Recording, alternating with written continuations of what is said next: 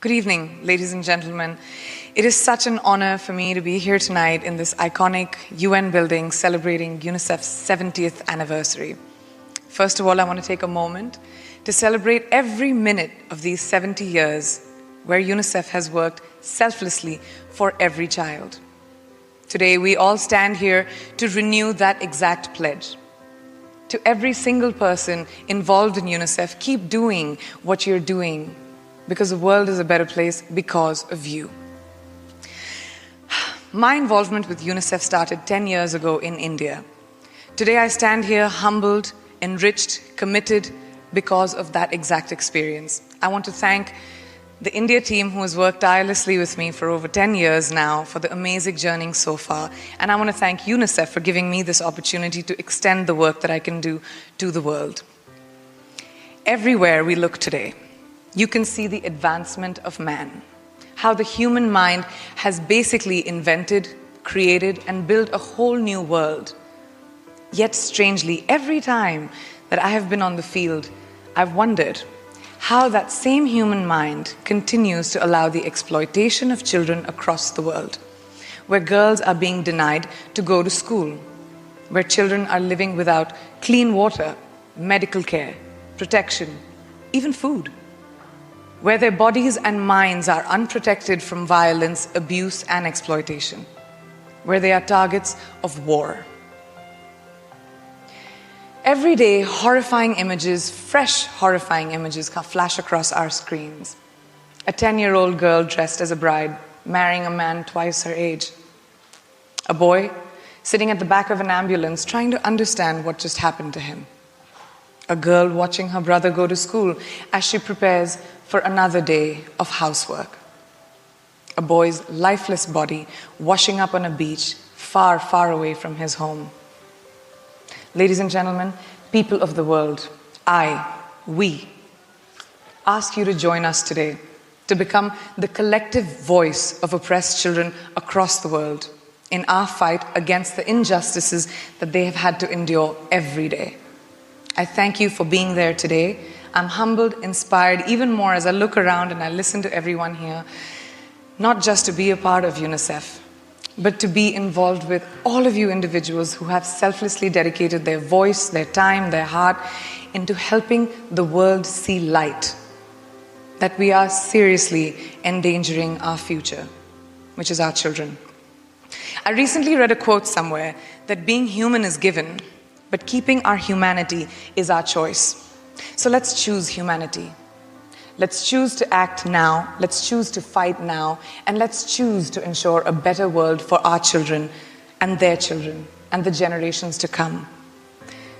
My wish for children is freedom. The freedom to think, the freedom to live.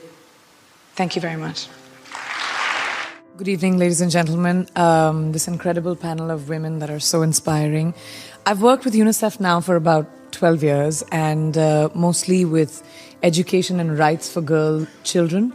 Whether it was my travels around India, Jordan, recently to the Zatari camp with Syrian refugees, whether it was Zimbabwe, where the numbers are staggering. 1 out of 3 girls under 18 has been sexually violated.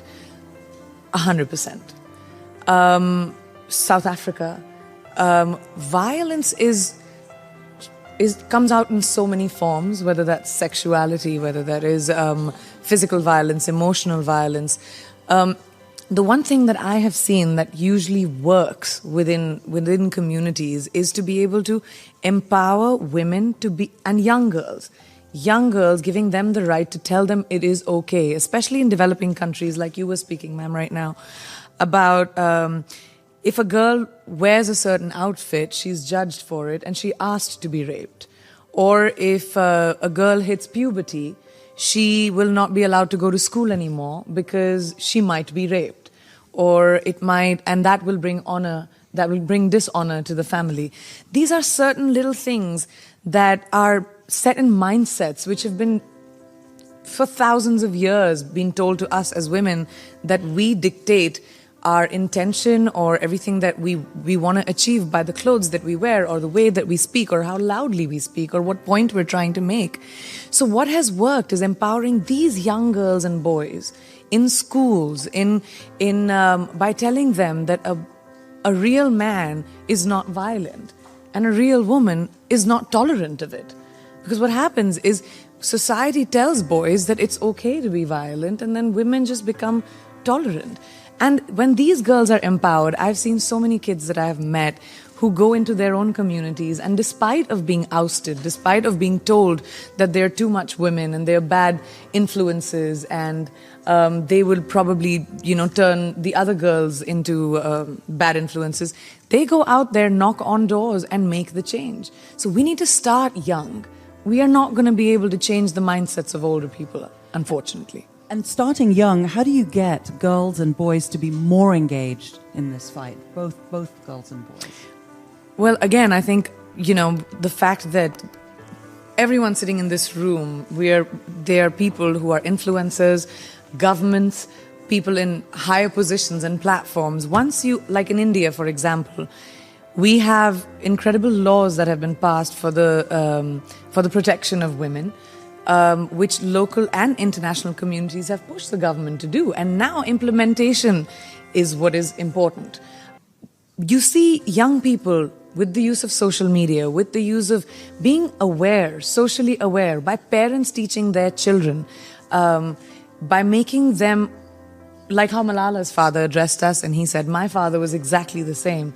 He told me that no one will ever tell you to not have an opinion, because that's the one thing that's taken away from a woman, is her opinion and her right. And my father empowered me to be able to sit in front of you and say anything that I want from my experiences.